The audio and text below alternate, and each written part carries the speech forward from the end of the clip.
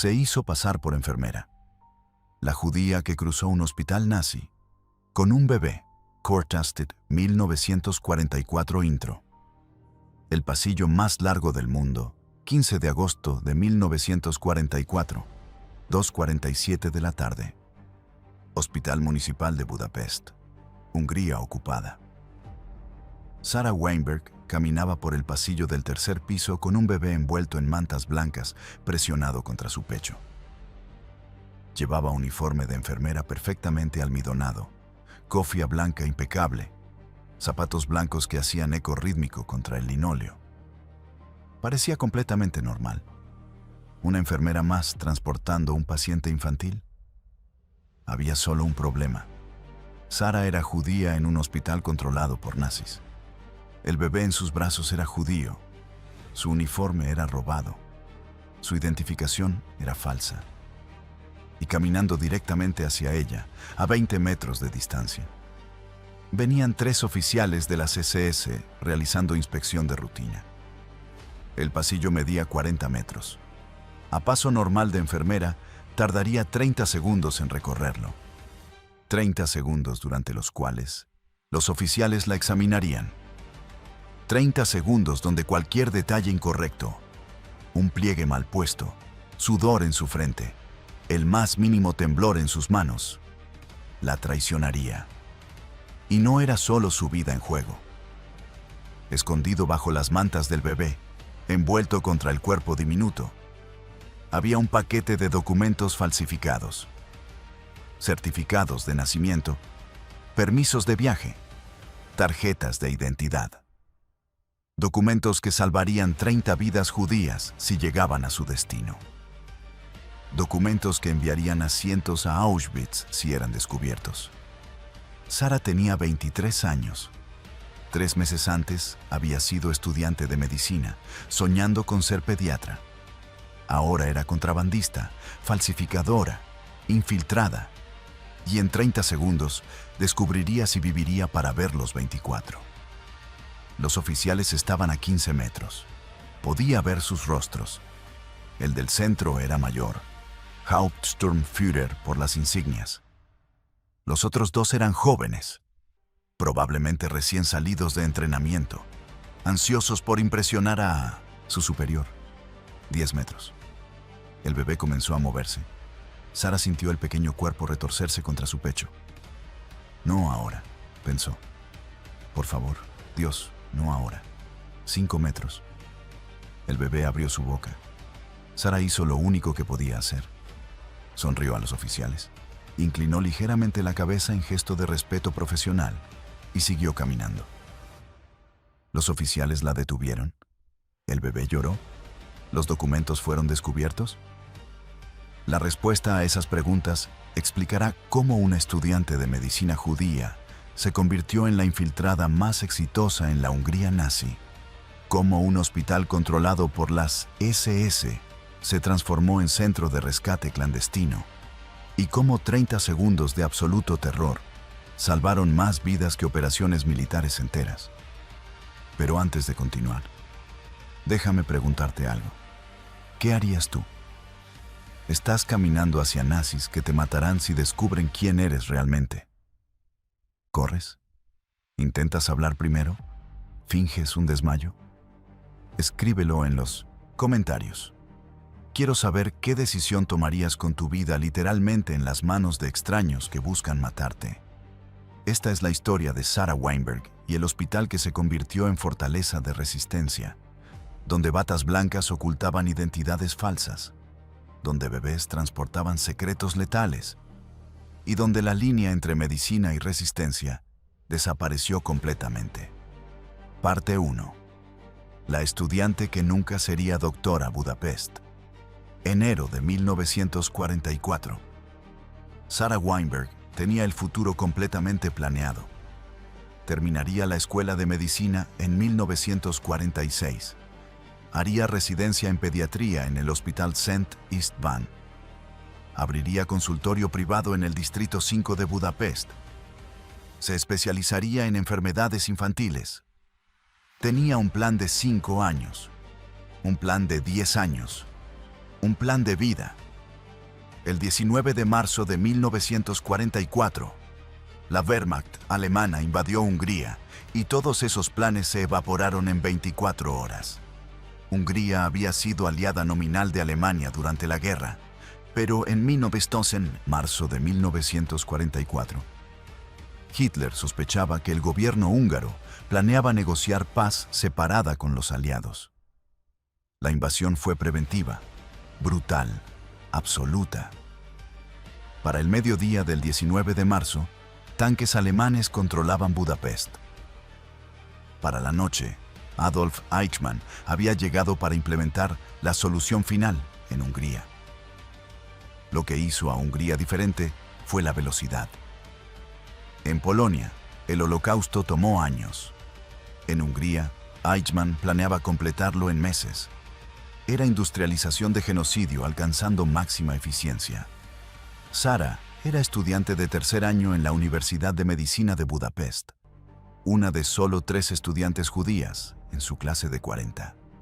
Su aceptación en 1941 había sido milagro. Las cuotas judías eran brutalmente restrictivas, pero su expediente académico era tan excepcional que la universidad no pudo justificar rechazarla. Era bajita, 1,60 m, complexión delgada que hacía que uniformes médicos siempre le quedaran grandes. Cabello castaño, oscuro que mantenía cortado práctico a nivel del hombro. Ojos color avellana que sus profesores describían como intensos, quizá demasiado intensos para una mujer joven. Manos pequeñas pero extraordinariamente firmes, esenciales para cirugía. Su padre, Abraham Weinberg, era farmacéutico, dueño de una botica en el Distrito 7 que la familia operaba desde 1887. Su madre, Esther, había sido maestra antes de casarse. Tenía un hermano menor, David, de 16 años, brillante en matemáticas, soñando con ser ingeniero. Eran judíos asimilados, húngaros que celebraban Hanukkah pero también Navidad, que asistían a sinagoga en Yom Kippur pero raramente en Shabbat. El judaísmo era identidad cultural más que práctica religiosa. Se sentían más húngaros que judíos. Esa ilusión murió el 5 de abril de 1944. Ese día, el gobierno húngaro colaboracionista, bajo presión alemana, emitió el primer decreto antijudío. Todos los judíos debían registrarse con autoridades locales. Parecía burocrático, inofensivo. Era la primera pieza de maquinaria de muerte ensamblándose. El 7 de abril. Decreto requiriendo estrellas amarillas. Sara cosió la suya sobre su abrigo esa noche, dedos temblando, lágrimas cayendo sobre la tela. Su madre la ayudó, ambas en silencio. El 16 de abril. Judíos prohibidos de la mayoría de profesiones. La escuela de medicina envió carta a Sara. Su matriculación estaba suspendida indefinidamente. 3 años de estudio, borrados en una oración. El 24 de abril. Comenzó el confinamiento en guetos. La familia Weinberg fue forzada a abandonar su apartamento de 4 habitaciones en Distrito 5. Les asignaron una habitación en el gueto de Budapest, compartida con otra familia de 6. Una habitación, 12 personas, un baño compartido con 40. El 15 de mayo, las deportaciones comenzaron. Los nazis implementaron sistema diabólicamente eficiente. Guetos enteros eran vaciados en operaciones de 24 horas. Judíos eran llevados a estaciones de tren, cargados en vagones de ganado, transportados a Auschwitz. Los trenes salían llenos cada mañana. Regresaban vacíos cada noche. En 6 semanas, mayo a junio de 1944, aproximadamente 440.000 judíos húngaros fueron deportados a Auschwitz. La mayoría murieron en cámaras de gas dentro de 3 horas de llegar. Era asesinato industrial operando a velocidad récord. Sara veía los trenes. Todos los veían. Las estaciones no estaban escondidas. Las deportaciones eran públicas. El mensaje era claro: cooperen o esto les pasará. Pero ver no era lo mismo que entender.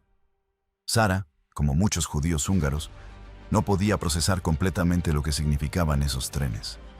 Reubicación, decían los nazis. Trabajo en el este. Campos de reasentamiento. Asesinato masivo. Cámaras de gas. Crematorios. Era demasiado monstruoso para creer. Seguramente era exageración de resistencia. Propaganda. Entonces llegó Rafael Friedman. Parte 2. El mensajero de Auschwitz. Rafael Friedman era nombre falso de un joven eslovaco de 19 años que había escapado de Auschwitz en abril de 1944. Su escape era casi imposible. De los 1.300.000 personas enviadas a Auschwitz, menos de 200 escaparon con éxito. Friedman había sido deportado en 1942. Pasó 2 años en el campo, asignado a Sonderkommando, el escuadrón especial forzado a operar cámaras de gas y crematorios. Era trabajo que garantizaba muerte eventual. Los nazis asesinaban regularmente a Sonderkommandos para eliminar testigos, pero que proporcionaba información íntima sobre la maquinaria de muerte. El 7 de abril de 1944, Friedman y otro prisionero escaparon escondiéndose en pila de madera fuera del perímetro del campo. Guardias asumieron que habían huido hacia el bosque. En realidad, permanecieron inmóviles en la madera por 3 días hasta que la búsqueda terminó. Viajaron a Budapest con una misión: advertir a los judíos húngaros sobre lo que realmente significaba deportación. El 20 de mayo de 1944, Friedman habló en un sótano del gueto de Budapest a aproximadamente 50 personas.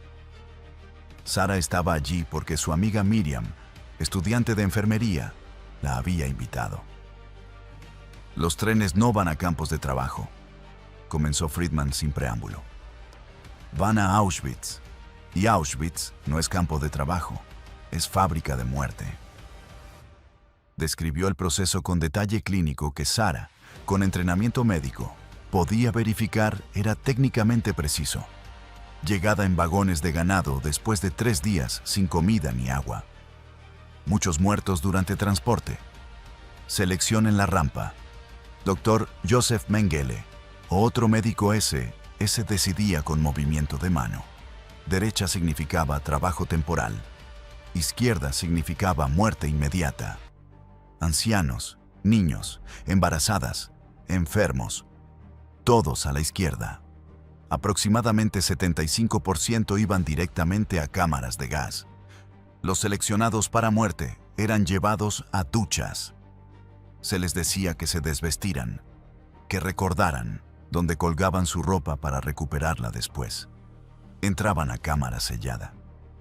Cristales de Zyklon B eran introducidos. El gas tardaba 15 a 20 minutos en matar a todos. Los cuerpos eran removidos por Sonderkommandos, dientes de oro extraídos, cabello cortado, luego incinerados en crematorios. Capacidad: hasta 12.000 personas asesinadas diariamente en 4 cámaras de gas y 5 crematorios. La audiencia reaccionó con escepticismo. Era demasiado horrible, imposible. Ninguna nación civilizada haría eso. Yo operaba crematorio 3, insistió Friedman. Yo cargaba cuerpos, yo veía bebés, madres, abuelas, todos convertidos en ceniza. Esto no es exageración, es geometría. Los nazis han industrializado asesinato. Sara quería no creerle. Todo su entrenamiento científico buscaba inconsistencias en su testimonio, pero no encontraba ninguna. La descripción era demasiado detallada, demasiado específica, demasiado coherente con lo poco que sabían sobre campos nazis. ¿Qué podemos hacer?, preguntó alguien. No suban a los trenes, respondió Friedman. Escóndanse, huyan, resistan, cualquier cosa excepto cooperar. ¿Y si nos obligan? Entonces peleen. porque muerte peleando es más rápida que muerte en gas. La reunión terminó en caos. Algunos creyeron, muchos no. La familia de Sara estaba dividida. Abraham, su padre, era pragmático. Si es verdad, esconderse solo retrasa lo inevitable. Si no es verdad, resistir solo provoca represalias. Mejor cooperar, sobrevivir, esperar. Esther, su madre, estaba aterrorizada pero indecisa. ¿Y si tiene razón? ¿Y si los trenes realmente van a muerte? David, su hermano, era visceral. No subiré a ningún tren. Prefiero morir aquí. Sara, con su mente médica, analizaba probabilidades. Friedman era testigo ocular. Su testimonio era consistente. El riesgo de creerle era esconderse innecesariamente. El riesgo de no creerle era muerte. Necesitamos plan de contingencia, decidió finalmente. Documentos falsos, direcciones seguras, algo. Esa noche, Sara comenzó a construir su red de resistencia sin saber que lo estaba haciendo. Contactó a Miriam, la estudiante de enfermería. Miriam conocía a alguien que conocía a alguien que podía falsificar documentos. El contacto era Tibor Badas, falsificador de 34 años que operaba desde un taller de impresión supuestamente legítimo. Por 500 pengos, aproximadamente $2.000 actuales, podía crear identificación húngara completa con sellos genuinos robados de oficinas gubernamentales. ¿Nombre cristiano?, preguntó Tibor. Sara Kovacs, decidió Sara. Kovacs era apellido húngaro común, completamente no judío. Tibor trabajó durante 3 días. El resultado era perfecto. Certificado de nacimiento mostrando a Sara Kovacs, nacida en Debrecen en 1921 de padres católicos. Tarjeta de identidad con fotografía, incluso certificado de bautismo. Ahora eres oficialmente húngara cristiana, dijo Tibor. Memoriza los detalles.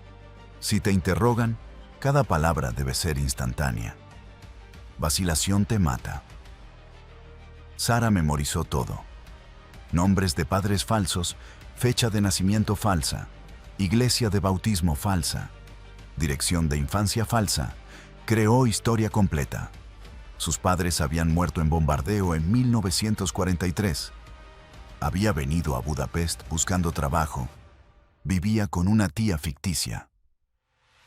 Era mentira tan elaborada que se sentía más real que su propia vida. El 1 de julio de 1944, la familia Weinberg recibió aviso. Deportación programada para el 5 de julio. Debían reportarse a estación de tren con una maleta pequeña. Abraham todavía quería cooperar. Los alemanes son civilizados.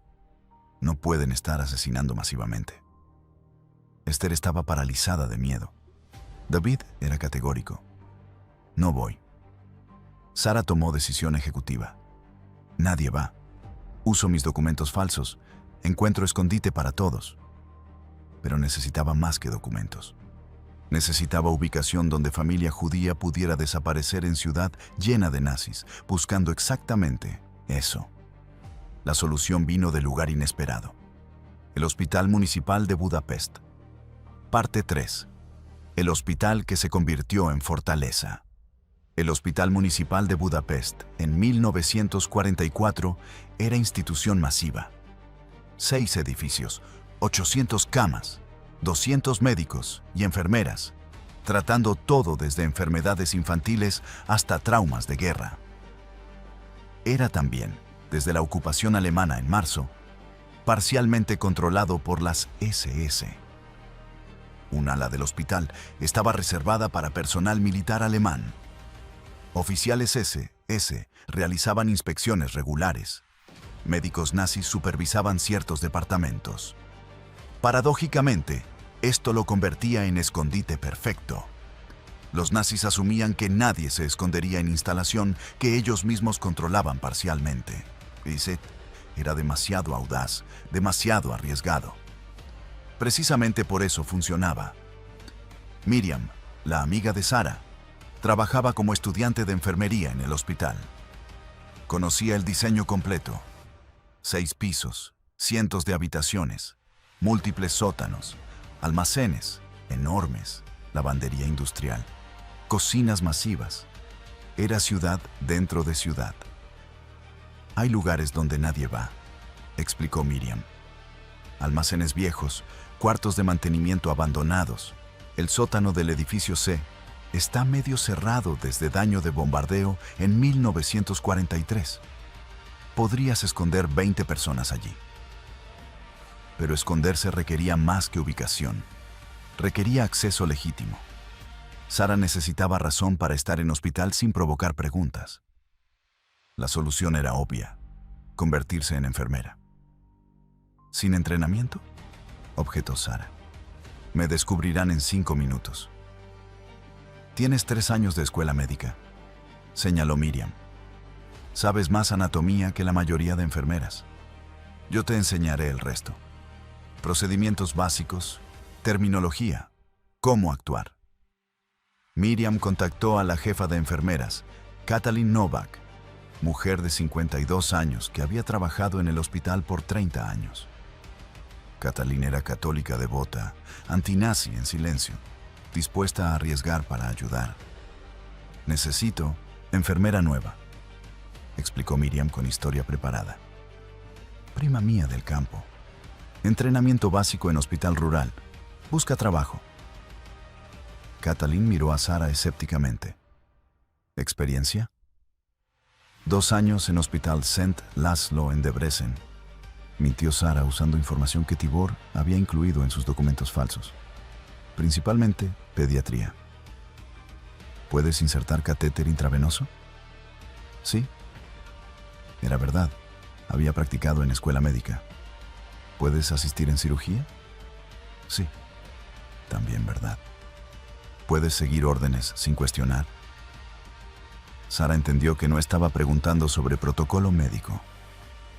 Sí. Katalin la contrató en el acto. Salario era 180 pengos mensuales, suficiente para subsistir apenas. Pero el salario no era el punto. El punto era acceso. Sara comenzó a trabajar el 3 de julio de 1944, 2 días antes de que su familia fuera programada para deportación. Su primer turno fue revelación en terror. Llevaba uniforme robado que Miriam había prestado de lavandería. Le quedaba grande. Miriam era más alta, pero funcionaba. Cofia blanca escondía su cabello. Zapatos blancos que había comprado en Mercado Negro completaban la transformación. Se miraba en espejo y veía a extraña. Sara Weinberg había desaparecido. Sara Kovacs, enfermera húngara cristiana, la había reemplazado. Pero usar uniforme y ser enfermera eran cosas diferentes. Sara descubrió rápidamente las brechas entre conocimiento teórico y práctica real. Conocía anatomía del sistema circulatorio. No sabía cómo calmar a paciente de 80 años aterrorizado de agujas. Conocía farmacología de morfina. No sabía cómo convencer a doctor arrogante de aumentar dosis para paciente en agonía. Conocía protocolos de esterilización. No sabía cómo trabajar eficientemente en sala de operaciones, donde 3 cirugías simultáneas significaban caos constante. Miriam la entrenó brutalmente. Menos ciencia, más empatía. Los pacientes no quieren explicación de por qué duele. Quieren que dejes de hacerles doler. Durante primeras 2 semanas, Sara trabajaba turnos de 12 horas aprendiendo a ser enfermera. Durante las noches, trabajaba turnos de 4 horas adicionales, preparando el hospital como escondite. Identificó ubicaciones clave. Sótano del edificio C. Como Miriam había dicho, parcialmente abandonado después de daño de bombardeo. 3 cuartos grandes con acceso limitado. Perfecto para esconder múltiples personas. Almacén de lavandería. Enorme, caótico, constantemente ocupado. Fácil para personas esconderse entre montañas de ropa sucia sin ser notadas. Habitaciones de pacientes no usadas. El hospital estaba diseñado para 800 camas, pero operaba aproximadamente 600 debido a escasez de personal. Había habitaciones enteras vacías que oficialmente estaban en renovación. Morgue. Horrible pero efectivo. Los nazis nunca inspeccionaban morgue minuciosamente. Demasiado perturbador. La preparación era meticulosa. Sara robaba mantas extras, almacenaba comida de la cocina del hospital, desviaba suministros médicos. Cada artículo robado era riesgo. Descubrimiento significaba arresto inmediato, pero necesario. El 4 de julio, día antes de la deportación programada de su familia, Sara movió a los Weinberg al hospital. Parte 4. La familia en el sótano. Mover 4 personas judías a hospital controlado por nazis requería precisión de cirugía. Sara planeó operación para 11 de la noche del 4 de julio, cuando cambio de turno de noche significaba distracción máxima. Miriam estaba de turno, proporcionando ojos extra. Katalin, la jefa de enfermeras, sabía lo suficiente para mirar hacia otro lado en momentos críticos. Abraham, Esther y David llegaron separadamente, con 30 minutos de diferencia, usando entrada de emergencias que estaba menos vigilada durante la noche. Abraham vino primero, disfrazado como paciente anciano. Sara lo empujaba en silla de ruedas, cubierto con manta, fingiendo dolor de estómago. Lo llevó directamente al sótano del edificio C, sin que nadie cuestionara. Esther llegó segunda, vestida como limpiadora con uniforme que Miriam había robado. Llevaba cubeta y trapeador. Caminó directamente al sótano como si fuera a limpiar. Nadie mira 2 veces a limpiadoras. David fue más complicado. Era joven, saludable, obvio. Sara lo disfrazó como ordenanza médico usando uniforme de hospital. Le dio portapapeles con documentos médicos falsos. Camina con confianza, acción con propósito. La gente no cuestiona a personas que parecen saber a dónde van. David actuó perfectamente. Caminó por hospital como si hubiera trabajado allí por años. Un médico incluso le preguntó algo. David murmuró: «Disculpe, doctor, urgencia en el 3er piso», y siguió caminando. El médico no insistió. Para medianoche, toda la familia Weinberg estaba en el sótano del edificio C. Sara había preparado el espacio mejor que pudo. 3 camas de hospital que había reubicado de almacén, mantas, almohada, lámpara de aceite, electricidad en el sótano era intermitente. Comida, pan, queso, salami, manzanas, agua en jarras de hospital. Vacinilla médica para emergencias de baño. No era hogar, era celda. Pero era celda que los nazis no conocían. Las reglas eran absolutas. Nunca salir durante el día. El sótano estaba abandonado pero no sellado. Trabajadores ocasionalmente pasaban. Silencio extremo. El edificio de arriba estaba activo. Sonidos podían viajar, sin luces visibles desde afuera. Las ventanas del sótano daban a callejón. Luz atraería atención. Sara visitaba 2 veces diariamente. 6 de la mañana antes de su turno, 11 de la noche después. Traía comida, noticias, suministros. Las visitas duraban 10 minutos máximo. Los primeros días fueron los más difíciles. Abraham se hundió en depresión. Hombre que había operado farmacia por 40 años, ahora estaba escondido como criminal. Se sentaba en cama mirando pared. Apenas comía. Esther lloraba silenciosamente.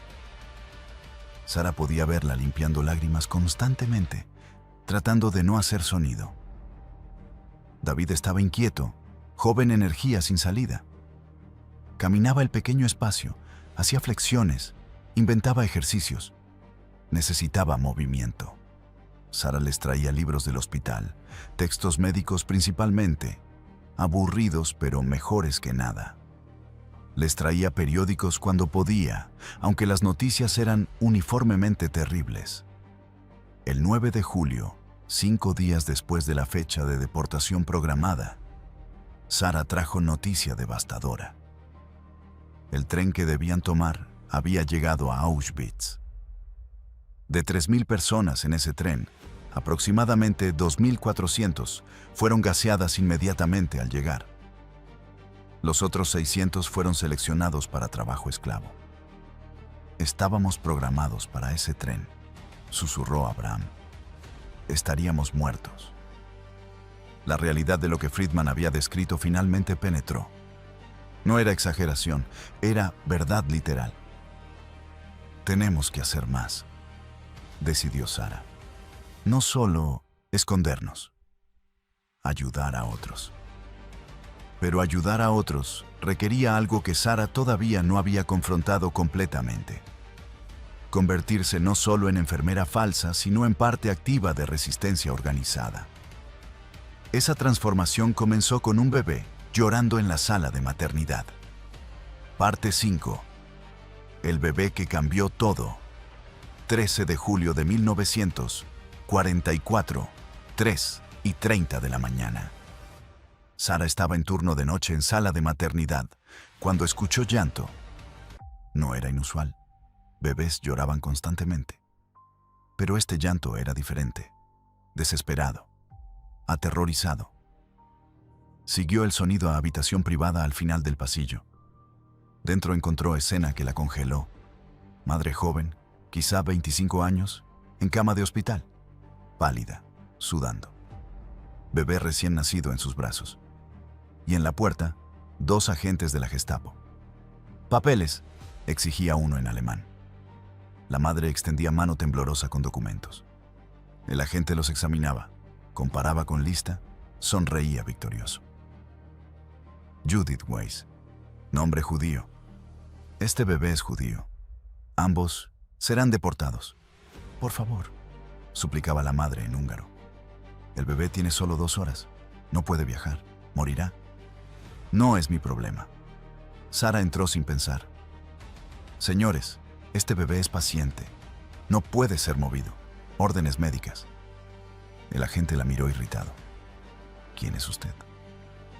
Enfermera Kovacs. Este bebé nació prematuro. Necesita permanecer en incubadora por mínimo 48 horas. Moverlo ahora viola protocolo médico.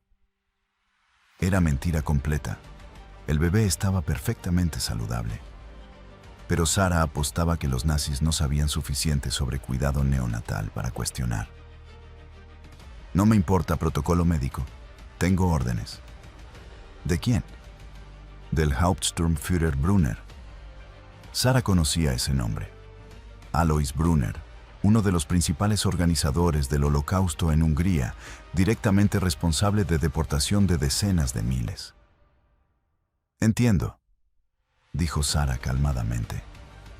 Pero si este bebé muere durante transporte porque fue movido contra indicación médica, ¿quién firmará el reporte explicando la pérdida de vida aria? Era gambito arriesgado. Implicaba que el bebé podría ser ario, que los documentos podrían estar equivocados. Los nazis eran paranoicos sobre asesinatos accidentales de arios. El agente vaciló. Este bebé es judío confirmado. Entonces no hay problema con esperar 48 horas para asegurar transporte seguro, a menos que prefiera explicar a Hauptsturmführer Brunner por qué ignoró protocolo médico resultando en muerte evitable. Sara usaba arma favorita del burócrata: miedo a culpa. El agente consultó con su compañero. Finalmente, 48 horas. Después, deportación. Se fueron. La madre colapsó en sollozos. Gracias, gracias. Pero solo ganó 2 días. Sara miró al bebé. Diminuto, vulnerable, absolutamente inocente. En 48 horas, este bebé sería cargado en vagón de ganado hacia Auschwitz. No, decidió Sara. No dejaré que eso suceda. ¿Pero qué podía hacer? No tenía plan. No tenía recursos. Solo tenía 48 horas y desesperación absoluta. Consultó con Miriam. Necesitamos sacar a la madre y al bebé del hospital. Esconderlos en otro lugar. ¿Dónde? Todo Budapest es trampa ahora. Convento, iglesia, familia cristiana, algo. Miriam recordó algo. Hay monja que visita hospital. Hermana Margit. Trabaja en orfanato. Tal vez. Encontraron a hermana Margit el siguiente día. Era mujer de 60 años. Rostro severo, ojos amables. Cuando Miriam explicó situación, no vaciló. Traigan a la madre y el bebé al orfanato Santa Anna. Los esconderemos. ¿Cómo los sacamos del hospital?, preguntó Sara. La Gestapo regresará exactamente en 48 horas. Hermana Margit pensó. Falsificar muerte del bebé. Certificado de defunción. El bebé murió de complicaciones prematuras. La madre fue transferida a otro hospital. Burocracia. Era brillante. Los nazis eran meticulosos con papeles. Si documentos oficiales mostraban bebé muerto, cerrarían el caso sin verificar. Pero necesitaban médico que firmara certificado de defunción falso. Sara conocía solo un doctor antinazi confiable, Dr. Istvan Kovács, sin relación con su nombre falso, cirujano de 45 años que había expresado discretamente simpatía con judíos. Sara lo abordó esa noche. Dr. Kovács, necesito favor que podría matarnos a ambos. Explicó todo. El bebé, la deportación, el plan. Dr. Kovács escuchó en silencio. Finalmente, si firmo ese certificado y somos descubiertos, soy hombre muerto. Lo sé. Y si no lo firmo, ese bebé es asesinado. Sí. Entonces no hay decisión real, ¿verdad? Firmó el certificado. El 15 de julio a las 2 de la mañana, Sara y Miriam movieron a Judith Weiss y su bebé fuera del hospital. Usaron ambulancia, fingiendo transferencia a otro hospital. Hermana Margit esperaba en el orfanato. Cuando la Gestapo regresó exactamente 48 horas después, Sara les mostró certificado de defunción. El bebé murió. La madre fue transferida a Hospital St. Laszlo para recuperación. Los agentes verificaron documentos. Todo estaba perfecto. Se fueron sin más preguntas. Sara había salvado 2 vidas. Pero más importante, había descubierto sistema que podía ser replicado. En las siguientes 6 semanas, Sara y su red de creciente cómplices, Miriam, Dr. Kovács, hermana Margit, Katalin, la jefa de enfermeras, salvaron a 17 bebés y sus madres usando variaciones del mismo método. Algunos bebés murieron en parto. Algunos murieron de complicaciones. Algunos fueron transferidos a hospitales que no existían. Los certificados de defunción falsos se acumulaban. Pero cada operación era ruleta rusa. Cada bebé salvado aumentaba probabilidad de descubrimiento. Sara sabía que era solo cuestión de tiempo antes de que cometieran error. Ese error llegó el 15 de agosto de 1944. Parte 6. El pasillo de la muerte. 15 de agosto de 1944. 2:47 de la tarde. Sara caminaba por pasillo del tercer piso con bebé en brazos. No era bebé que había salvado. Ese estaba seguro en orfanato. Este era nuevo caso. Bebé de 3 días, madre judía arrestada esa mañana. Bebé dejado en hospital sin identificación. Sara planeaba moverlo al orfanato esa noche, pero primero necesitaba documentos falsos. Y esos documentos estaban escondidos en el sótano, envueltos en mantas con este bebé. Error fatal de operación. Nunca transportar documentos incriminatorios con bebé. Si descubierta, ambos estaban condenados.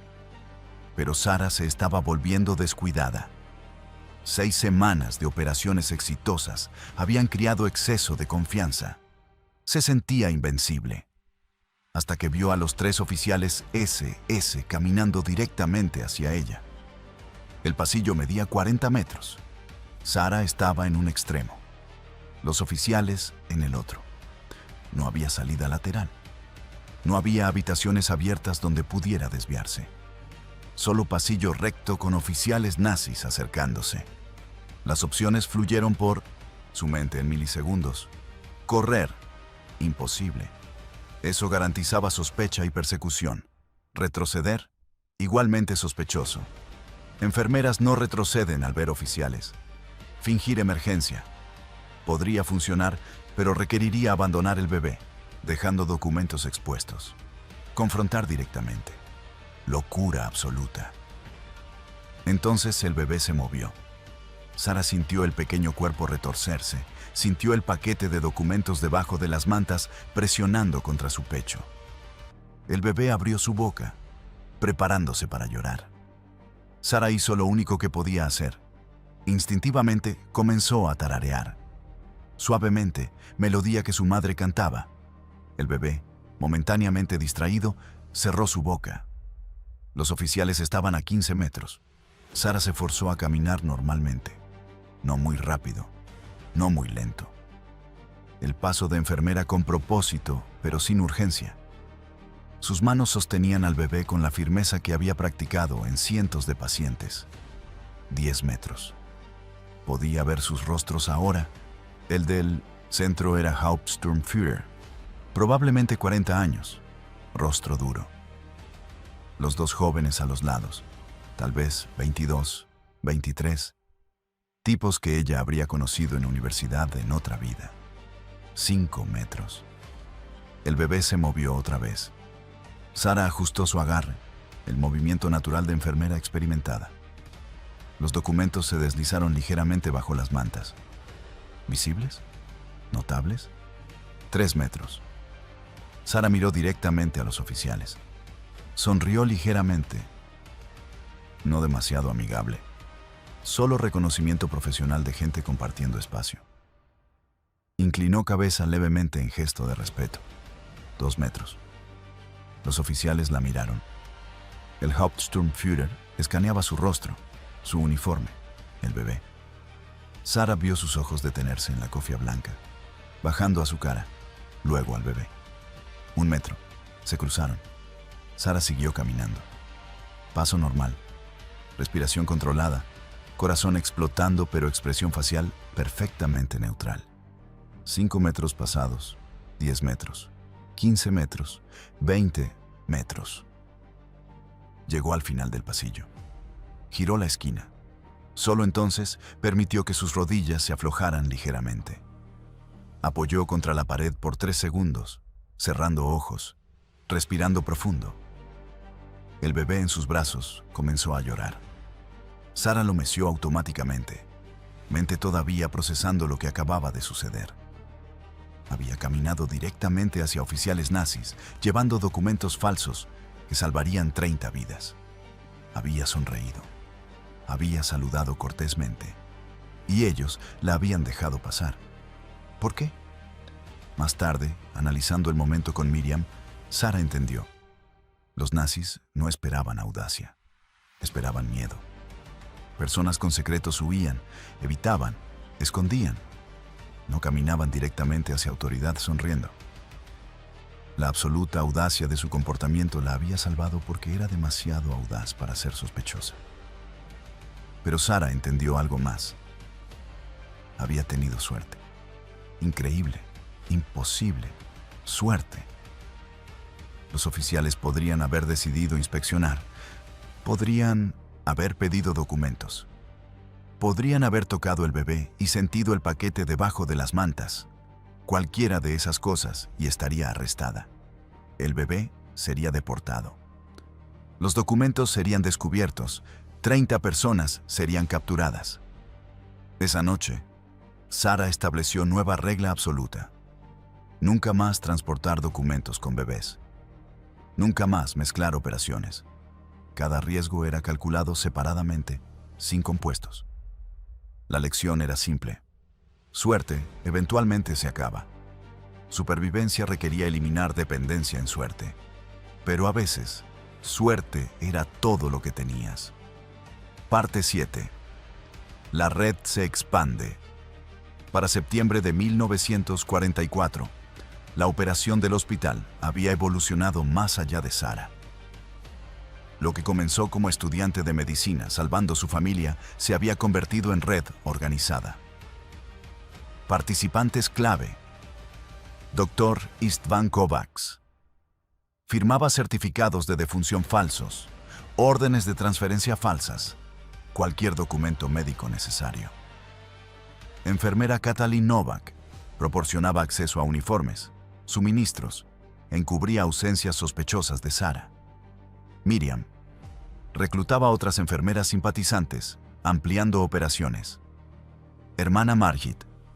Operaba orfanato que ahora escondía 43 bebés y niños muertos o transferidos. Tibor Badas. Falsificador que producía documentos cada vez más sofisticados. Dr. Laszlo Benedek. Ginecólogo que inventaba complicaciones médicas para retrasar deportaciones de mujeres embarazadas. Padre András Kuhn. Sacerdote católico que proporcionaba certificados de bautismo falsos a judíos conversos. Y docenas más. Ordenanzas, limpiadores, trabajadores de lavandería, cada uno contribuyendo piezas pequeñas que juntas salvaban vidas. La operación se expandió para incluir alerta temprana. Contactos en policía húngara advertían sobre redadas planeadas. Sara movía pacientes judíos a escondites antes de que Gestapo llegara. Documentos falsificados. No solo certificados de defunción, sino identidades completamente nuevas. Bebés judíos morían y bebés cristianos nacían en los mismos días. Números de registro apenas diferentes. Red de casas seguras. Más allá del orfanato, red de familias cristianas escondiendo niños judíos. Para octubre de 1944, aproximadamente 80 niños estaban dispersados por Budapest, cada uno con identidad falsa. Contrabando de alimentos. El hospital recibía raciones médicas. Sara desviaba porción para alimentar a escondidos en el sótano y en red externa. Comunicación codificada. Mensajes pasados a través de reportes médicos. Paciente en habitación 7, necesita transfusión. Significaba refugiado en ubicación 7, necesita transporte urgente. Era sistema impresionante operando bajo narices nazis. Pero también era insostenible. Cada día aumentaba probabilidad de descubrimiento. Cada persona agregada a la red era potencial punto de fallo. Sara sabía que eventualmente la suerte se acabaría. La pregunta era ¿cuándo? Vestasaurus. Respuesta llegó el 15 de octubre de 1944. Ese día, líder húngaro Miklós Horthy anunció que Hungría negociaría armisticio con aliados, retirándose efectivamente de alianza con Alemania. Los nazis respondieron con golpe de Estado inmediato. El partido Cruz Flechada, fascistas húngaros más extremos que los nazis, tomó poder. Su líder, Ferenc Szálasi, implementó terror que hizo las políticas nazis anteriores parecer moderadas. Las cruces flechadas comenzaron asesinatos masivos inmediatamente. Judíos eran sacados de casas y disparados en las calles. Miles fueron llevados al Danubio, atados en pares, un baleado para que cayeran ambos al agua. El Danubio se llenó de cuerpos. Hospitales no estaban exentos. El 16 de octubre, escuadrones de cruces flechadas llegaron al Hospital Municipal de Budapest. Todos los pacientes judíos serán removidos, anunció el comandante. Inmediatamente. Sara vio su operación completa colapsando. Había aproximadamente 20 pacientes, judíos actualmente en el hospital, todos con documentos falsos, pero documentos que no sobrevivirían inspección rigurosa. Dr. Kovacs intentó resistir. Estos pacientes están críticos. Moverlos violaría ética médica. No me importa ética médica, respondió el comandante de cruces flechadas. Tengo órdenes. Comenzaron a sacar pacientes de camas, ancianos, postoperatorios, algunos apenas conscientes, todos cargados en camiones. Sara observaba con horror. Meses de trabajo, docenas de vidas salvadas y ahora destrucción en una tarde. Pero entonces notó algo. En el caos, los cruces flechadas no verificaban cada paciente cuidadosamente. Revisaban listas, comparaban nombres, movían rápidamente. Oportunidad. Sara corrió al sótano donde su familia todavía se escondía. Necesito todos los documentos falsos. Ahora, todo lo que Tibor creó. Abraham entregó paquete. 30 identidades falsas. Sara corrió de regreso a los pisos de pacientes, mientras los cruces flechadas estaban ocupados en el ala este. Sara trabajaba en el ala oeste, cambiando documentos en cada cama. Pacientes judíos recibían identidades cristianas. Nombres en listas eran alterados. Era frenético, caótico, ridículamente arriesgado. Si era descubierta en el acto, la dispararían en el lugar. Pero funcionó. Cuando los cruces flechadas llegaron al ala oeste, compararon listas con documentos ahora falsos y encontraron coincidencias. Esta ala está limpia, reportaron. Habían salvado 17 de 20 pacientes. 3 no tuvieron tiempo de ser cambiados. Fueron deportados. Esa noche, Sara lloró por primera vez desde marzo. Había salvado 17, pero había perdido 3. 3 vidas que podrían haber sido salvadas si hubiera sido más rápida, más preparada, más algo. Dr. Kovacs la encontró en sala de descanso, sollozando. Salvaste 17, dijo suavemente. Esas son 17 personas que estarán vivas mañana debido a ti. Pero 3 están muertas. Sí, Y. Es horrible. Pero Sara, no puedes salvar a todos. Nadie puede. Lo único que puedes hacer es salvar a los que puedes. Era verdad brutal. Sara lo aceptó. Lloró por las 3. Luego regresó al trabajo salvando a las siguientes, porque eso era lo que la resistencia requería. Llorar por los muertos. Luego seguir luchando por los vivos. Parte 8. Noviembre. El mes más oscuro. Noviembre de 1944 fue el mes más sangriento de la ocupación nazi en Hungría. Las cruces flechadas implementaron terror con entusiasmo, que asombró incluso a oficiales SS veteranos. Judíos fueron forzados en marchas de la muerte hacia Austria. Columnas de miles caminaban por nieve, sin comida adecuada, sin refugio. Quien se rezagaba era disparado. Aproximadamente 76.000 judíos húngaros fueron marchados hacia fronteras austríacas. Menos de 40.000 llegaron vivos. En Budapest, el terror era más íntimo. Cruces flechadas recorrían calles buscando judíos. Cuando los encontraban, frecuentemente los ejecutaban en el lugar. Sin juicio, sin documentación, solo muerte. Sara vio un evento que nunca olvidaría. El 3 de noviembre, mientras caminaba al hospital, presenció a cruces flechadas deteniendo a familia judía en la calle. Padre, madre, 2 niños. Los cruces flechadas demandaron papeles. El padre los mostró. Eran judíos registrados. Sin más conversación, los cruces flechadas dispararon al padre en la cabeza. Luego a la madre. Luego, mientras los 2 niños lloraban, los dispararon también. 4 cuerpos en la calle. Los cruces flechadas siguieron caminando. Peatones alrededor actuaron como si nada hubiera pasado. Sara vomitó en el callejón. Luego, temblando, continuó al hospital.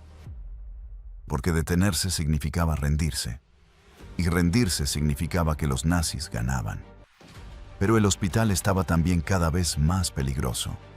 Las cruces flechadas hacían inspecciones aleatorias. Las SS aumentaron presencia. El ala militar alemana del hospital se expandió.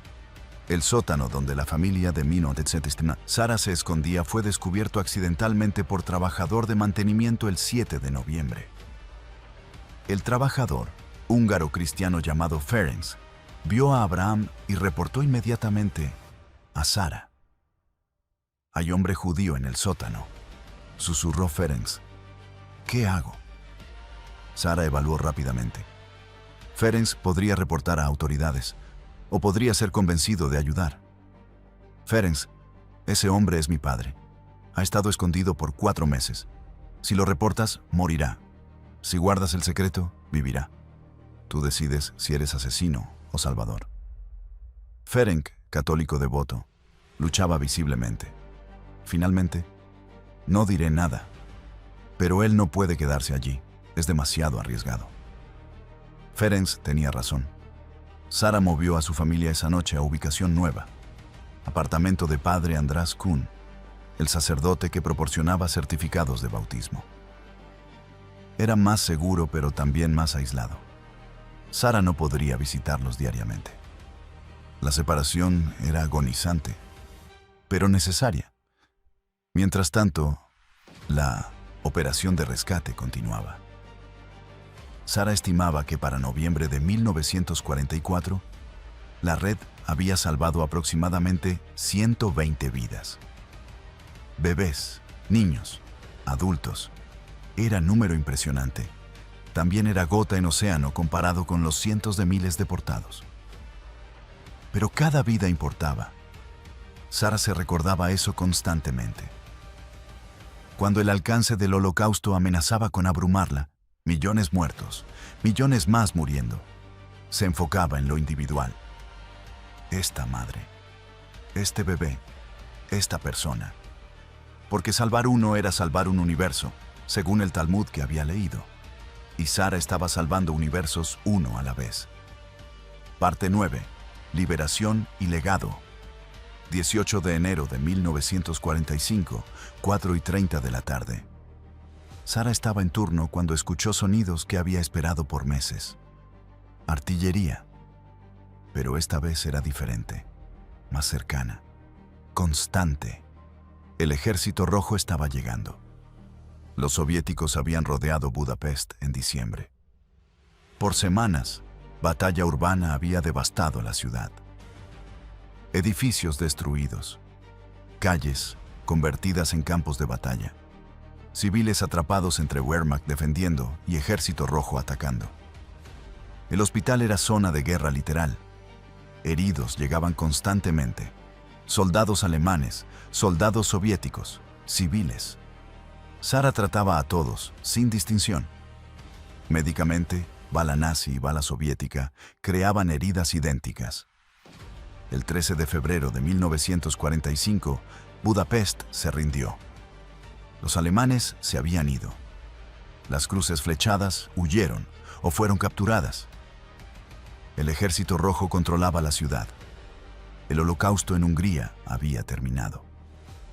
De los aproximadamente 825.000 judíos húngaros antes de la guerra, aproximadamente 565.000 fueron asesinados. Auschwitz, marchas de la muerte, ejecuciones en calles. Tasa de mortalidad, 69%. Pero aproximadamente 260.000 sobrevivieron. Y de esos, fracción pequeña pero significativa debía sus vidas a operaciones como la de Sara. Sara inmediatamente comenzó a buscar a su familia. El apartamento de padre András había sobrevivido bombardeos. Abraham, Esther y David estaban vivos, traumatizados pero físicamente ilesos. El reencuentro fue silencioso. No había palabras adecuadas. Simplemente se abrazaron por largo tiempo. En las semanas siguientes, Sara ayudó a reunificar familias separadas. Usó registros del hospital para rastrear sobrevivientes. Ayudó a niños del orfanato a encontrar parientes. De los 43 niños que Hermann Margit había escondido, 41 sobrevivieron la guerra. 2 murieron durante bombardeos soviéticos, pero 41 vivieron para ver liberación. Sara nunca completó escuela de medicina. La universidad reabrió en 1945, pero Sara no regresó. Había pasado el año más formativo de su vida practicando medicina sin licencia.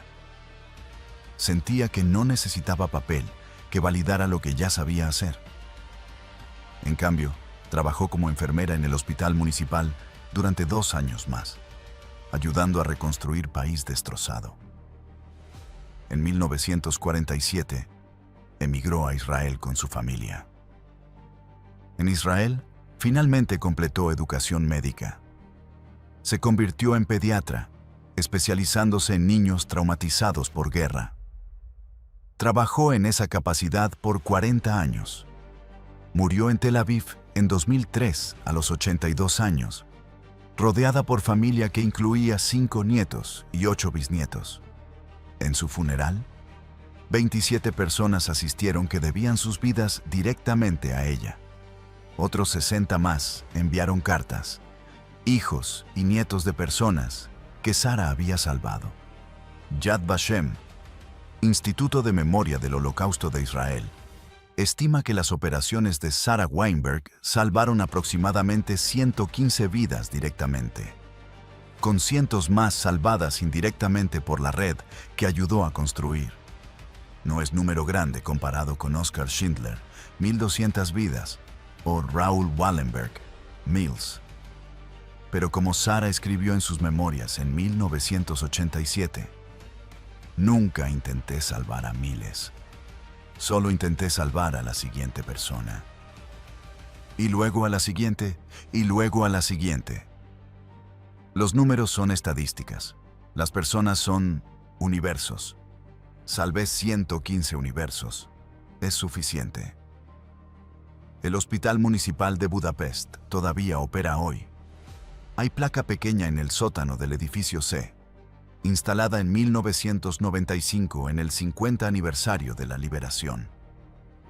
En este lugar, durante 1944, ciudadanos valientes escondieron a familias judías de persecución nazi. Entre ellos, Sara Weinberg, estudiante de medicina convertida en enfermera, que arriesgó su vida diariamente para salvar a otros. Que su coraje nunca sea olvidado. La lección de Sara Weinberg no es que una persona puede salvar al mundo, es que una persona, haciendo lo que puede con lo que tiene, puede salvar a su mundo. El bebé en sus brazos, la familia en el sótano, el paciente en la cama, 115 universos, cada uno infinito. Cada uno salvado por estudiante de medicina que decidió que algunas leyes nazis que comandaban asesinato, no merecían ser obedecidas. Los nazis construyeron sistema de muerte industrial. Sara construyó sistema de vida, operando desde sótano de hospital con bebés, documentos falsos y audacia absoluta. Al final, la vida ganó. No completamente. No para todos, pero para 115 universos, para 115 personas que vivieron cuando debían haber muerto. Sara Weinberg fue la diferencia entre extinción y existencia. Y eso, finalmente, es lo que resistencia significa. Ser la diferencia para quien puedas, cuando puedas, como puedas. Incluso si es solo un bebé a la vez. Epílogo final. En 2018, investigadores descubrieron documentos en archivos húngaros, certificados de defunción falsos firmados por Dr. István Kovács. Había 247 de ellos. Cada uno representaba vida salvada. También encontraron lista, escrita en código en diario médico de Sara, de nombres. No nombres reales, esos nunca fueron registrados, sino números. Paciente 1, paciente 2, paciente 3, hasta paciente 247. Sara había mantenido cuenta, no por gloria, sino porque cada número representaba responsabilidad. Cada vida salvada era vida que tenía que vivir bien, o el riesgo no había valido la pena. De esos 247, los investigadores pudieron rastrear a 89 sobrevivientes o descendientes. Les contactaron, les preguntaron si conocían a Sara Weinberg. La mayoría no conocían el nombre. Habían sido bebés, o niños pequeños, o estaban inconscientes durante su tiempo en el hospital. Pero todos tenían historias de haber sido salvados por alguien, por una enfermera. por Ángel, que nunca supimos su nombre. Sara había pasado vida entera salvando personas que nunca sabrían que las había salvado. ¿Es eso heroísmo? ¿Salvar vidas de personas que nunca conocerán tu nombre? Sara pensaba que sí. Porque el punto no era reconocimiento. El punto era que las vidas continuaran. Y continúan. Esos 247 han producido aproximadamente 3.000 descendientes hasta 2024. 3.000 personas que existen porque estudiante de medicina decidió que documentos falsos y bebés llorando eran herramientas de resistencia. La última palabra pertenece a uno de esos descendientes. Entrevistado en 2019. Mi abuela era paciente 47. Nunca supo el nombre de la mujer que la salvó. Pero me dijo antes de morir: alguien arriesgó todo para que yo viviera. No sé quién. Pero vivo cada día tratando de ser digna de ese regalo.